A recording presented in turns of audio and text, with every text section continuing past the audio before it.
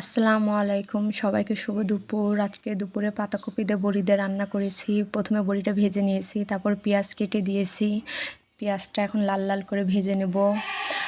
ভাজা হয়ে গেলে একটু হলুদ দিয়ে দেবো, একটু লবণ দেবো পরিমাণ মতো, লাগলে আবার পরে দেওয়া যাবে। তো দেখুন, মশলাটা কষিয়ে নেব। মশলাটা না কষালে কিন্তু ভালো লাগবে না, খাইতে কেমন গন্ধ গন্ধ লাগবে।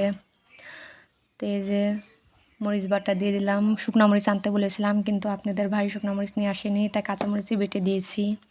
এই যে পাতাকপি আর আলু কাটা ছিল, ধোয়া ছিল, এই যে এখন দিয়ে দিলাম। মশলাটা কষানো হয়ে গেছে, এখন পাতাকপি আর আলুটা কষিয়ে নেব। আর সবাই বলুন তো এটা কি?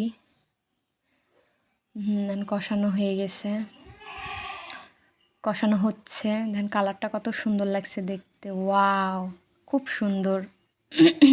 বড়িটা এখন ভেঙে নিলাম, মশলার সাথে বড়িটা আমি দিয়ে দিয়েছি, তাহলে আরও ভালো হয়। এই যে রান্না হচ্ছে,